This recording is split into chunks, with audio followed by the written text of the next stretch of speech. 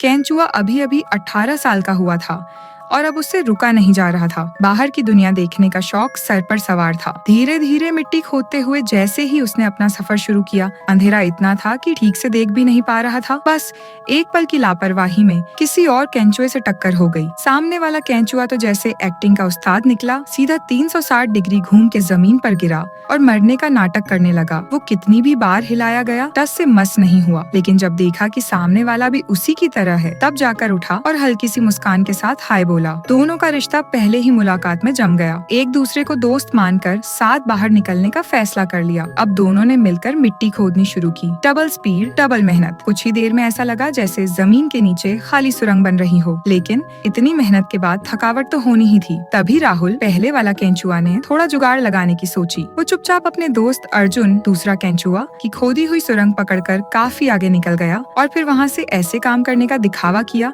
जैसे वो बराबरी से खुद भी मेहनत कर रहा हो। क्या ऐसी दोस्ती लंबी टिकेगी? इसी दौरान दोनों को एक बड़ा चैलेंज मिला। ऊपर की जमीन अब और नहीं कट रही थी। पत्थर बहुत सख्त था और शरीर थक कर चूर। तो दोनों ने थोड़ी देर के लिए ब्रेक लिया। राहुल ने मिट्टी में से कुछ खाने लायक चीज ढूंढ निकाली और बिना कुछ कहे अर्जुन के साथ शेयर कर दी। दोनों एक एक कर खाने लगे। सब कुछ ठीक लग रहा था। अर्जुन ने दोस्ती निभाने के लिए एक जोर का डकार भी ले लिया। फिर दोनों फिर से चल पड़े। अब की बार पत्थर से बचने के लिए उन्होंने साइड से रास्ता लेने की कोशिश की, लेकिन जमीन अभी वैसी ही थी। फिर दोनों लड़खड़ाकर गिर पड़े, उठे और एक दूसरे को देखकर हंस दिए। सारी मुश्किलों के बावजूद दोस्ती अच्छी चल रही थी, पर तभी मतभेद शुरू हो गए। राहुल ने दाहिनी तरफ ऊपर की ओर खुदाई करने का इशारा किया, जबकि अर्जुन ने कहा कि वो रास्ता सही नहीं है, बाएं जाना बेहतर होगा। दोनों अड़ गए। बहस इतनी बढ़ गई कि बात लगभग खत्म होने तक आ गई।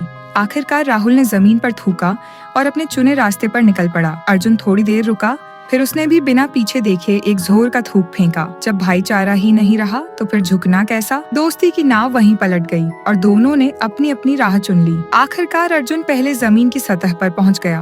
कुछ देर बाद राहुल भी मिट्टी फाड़कर बाहर आया। हल्की सी हवा उसके चेहरे से टकराई और उसके सामने थी वो दुनिया, रंगीन, हलचल से भरी, जैसी उसने कभी सोची थी। स्क्रिप्ट यहीं तक दी।